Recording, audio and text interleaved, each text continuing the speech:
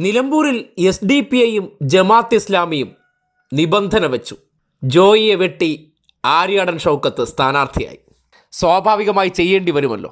ഇന്നലകളിൽ പാലക്കാടും വടകരയെല്ലാം SDPI ജമാഅത്ത് ഇസ്ലാമി കൂട്ടുകെട്ടിനെ ചേർത്ത് പിടിച്ചപ്പോൾ നിലമ്പൂരിൽ വിജയിക്കണമെന്നുണ്ടെങ്കിൽ അവരുടെ നിർദ്ദേശം പരിഗണിക്കാൻ കഴിയാത്തൊരവസ്ഥ വന്നു. അതിൻ്റെ ഭാഗമായിട്ടാണ് നിലമ്പൂരിലെ ഉപതെരഞ്ഞെടുപ്പിൽ മത്സരിക്കാൻ 1-ാം നമ്പർ പേരുകാരനായ ജോയിയെ വെട്ടിയിട്ട് അപ്രതീക്ഷിതമായി ആര്യാടൻ ഷൗക്കത്തിലേക്ക് എത്തിയിരിക്കുന്നത്. നേരത്തെ നിലമ്പൂരിൽ PV അൻവറിനോട് പരാജയപ്പെട്ട സ്ഥാനാർത്ഥി കൂടിയാണ് ആര്യാടൻ ഷൗക്കത്ത്. അതിനോടൊപ്പം തന്നെ കോൺഗ്രസിനകത്ത് സ്ഥാനാർത്ഥിത്വത്തിന് ഏറ്റവും മുന്തിയ പരിഗണന അത് കുടുംബ പാരമ്പര്യമാണെന്നുള്ള കാലാകാലങ്ങളായിട്ടുള്ള വിലയിരുത്തൽ അത് ഇവിടെയും കൃത്യമായി നടപ്പാക്കാൻ പോവുകയാണ്.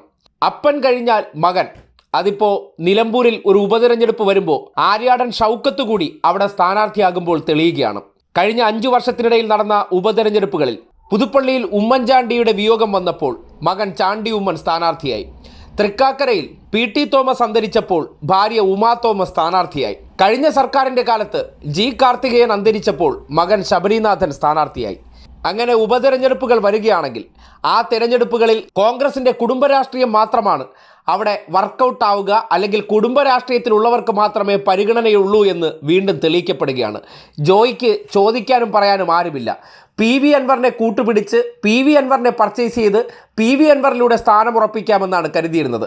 പക്ഷേ രാഷ്ട്രീയ ഭിക്ഷാന്തേഹിയായ വ്യക്തിക്ക് SDPI സുഡാപ്പികളുടെ പിടിവാശിക്ക് മുന്നിൽ പുല്ലുവില കൽപ്പിക്കാനേ നേതൃത്വത്തിന് കഴിയുമായിരുന്നുള്ളൂ.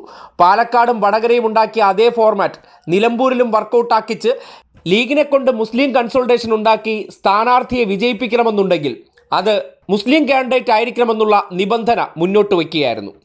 അങ്ങനെ നിലമ്പൂരിൽ ഒടുവിൽ ഞാനിപ്പോൾ സ്ഥാനാർത്ഥിയാകുമെന്ന നിലയ്ക്ക് ഉടുപ്പൊക്കെ തച്ചിട്ടിരുന്ന ജോയിയെ വെട്ടി വെയിലത്ത് വെച്ച് ആര്യാടൻ ഷൗക്കത്തിൻ്റെ പേര് ഔദ്യോഗികമായി പ്രഖ്യാപിക്കാൻ ഒരുങ്ങുകയാണ് നേതൃത്വം. ഇതിൻ്റെ ഭാഗമായി സതീശൻ കൊടുത്തിരുന്ന മോഹന വാഗ്ദാനങ്ങളിൽ വിശ്വസിച്ച് ഇപ്പോൾ സ്ഥാനാർത്ഥിയാകാമെന്ന പ്രതീക്ഷയിലിരുന്ന ജോയ് ഉടനടി അതൃപ്തി മാധ്യമങ്ങളെ അറിയിച്ചിട്ടുണ്ട്.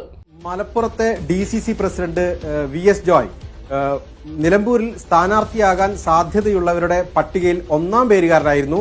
എന്നാൽ പിന്നീട് പല തരത്തിലുള്ള ചർച്ചകൾക്ക് ശേഷം ഇപ്പോൾ കോൺഗ്രസ് നേതൃത്വം എത്തിയിരിക്കുന്ന പേരിൽ VS ജോയിയുടെ പേരില്ല, അത് ആര്യാടൻ ഷൗക്കത്തിന്റെ പേരാണ് ഉള്ളത്.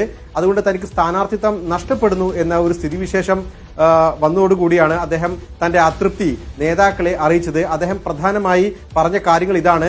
അതായത് തനിക്ക് സ്ഥാനാർത്ഥിത്വം ഉറപ്പ് നൽകിയിരുന്നതാണ്. പ്രധാനപ്പെട്ട നേതാക്കൾക്ക് കൂടി അറിവോടുകൂടിയാണ് അത്തരമൊരു ഉറപ്പ് തനിക്ക് തന്നത്. ഉപതെരഞ്ഞെടുപ്പ് തീയതി പ്രഖ്യാപിച്ചാൽ 24 മണിക്കൂറിനകം സ്ഥാനാർത്ഥി പ്രഖ്യാപിക്കുമെന്നായിരുന്നു സതീശന്റെ തള്ള്. 48 മണിക്കൂറാകുന്നു, ഇതുവരെ സ്ഥാനാർത്ഥി തീരുമാനിക്കാൻ കഴിഞ്ഞിട്ടില്ല. നേരത്തെ മരിച്ച നേതാവിൻ്റെ ചിതയൊടുങ്ങുന്നതിന് മുന്നോടിയായിട്ട് കുടുംബത്തിൽ നിന്നൊരാളെ അങ്ങ് സ്ഥാനാർത്ഥിയാക്കി മറ്റ് ചർച്ചകൾക്ക് അവസരം കൊടുക്കാതിരുന്നിടത്ത് ഇവിടെ ഉപതെരഞ്ഞെടുപ്പ് ആസന്നമായത് വിയോഗത്തിൻ്റെ അടിസ്ഥാനത്തിലല്ല, മറിച്ച് ഒരു രാജിയുടെ പുറത്ത് ഒരു രാഷ്ട്രീയ കാലുവാരലിൻ്റെ ഭാഗമായിട്ടാണ്. അങ്ങനെ വന്ന ഉപതെരഞ്ഞെടുപ്പിൽ കോൺഗ്രസിൻ്റെ സ്ഥാനാർത്ഥി നിർണയം കീറാമുട്ടിയാകുന്നത് എങ്ങനെയെന്ന് വീണ്ടും നിലമ്പൂരിലൊരു ഉദാഹരണമാവുകയാണ്. പടച്ചോനെ കൊണ്ട് നിർത്തിയാലും തോൽപ്പിക്കുമെന്ന് പ്രഖ്യാപിച്ച PV അൻവർ VS ജോയ് തന്നെ സ്ഥാനാർത്ഥിയാകണമെന്ന് നിർബന്ധം പിടിച്ചപ്പോൾ പക്ഷേ അതിന് വഴങ്ങിക്കൊടുക്കാൻ UDF തയ്യാറായില്ല. അവർക്ക് ഏറ്റവും വലിയ സമ്മർദ്ദം കൊടുത്ത SDPI ജമാഅത്ത് ഇസ്ലാമിയുടെ പിടിവാശിക്ക് മുന്നിൽ കീഴടങ്ങിക്കൊണ്ട് ജോയിയെ വെട്ടിയതോടുകൂടി ഇത്രയും ദിവസം ജോയിയാണ് സ്ഥാനാർത്ഥി എന്നുള്ള വലിയ പ്രചരണം ജോയ് വിഭാഗക്കാർ നടത്തിയത് അസ്ഥാനത്തായിരിക്കുകയാണ്. കോൺഗ്രസിന് കേരള രാഷ്ട്രീയത്തിലേക്ക് ഒരു തിരിച്ചുവരവ് ഉണ്ടാവണമെങ്കിൽ നിലമ്പൂരിൽ ജയിച്ചു കയറണമെന്നുള്ളതാണ് അവരുടെ ഉദ്ദേശം.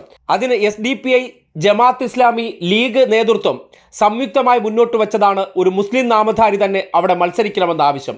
അതിന് ആ ഊന്നുവടിയിൽ എണീറ്റ് നിൽക്കുന്ന കോൺഗ്രസിന് വഴങ്ങിക്കൊടുക്കാൻ മാത്രമേ കഴിയുമായിരുന്നുള്ളൂ.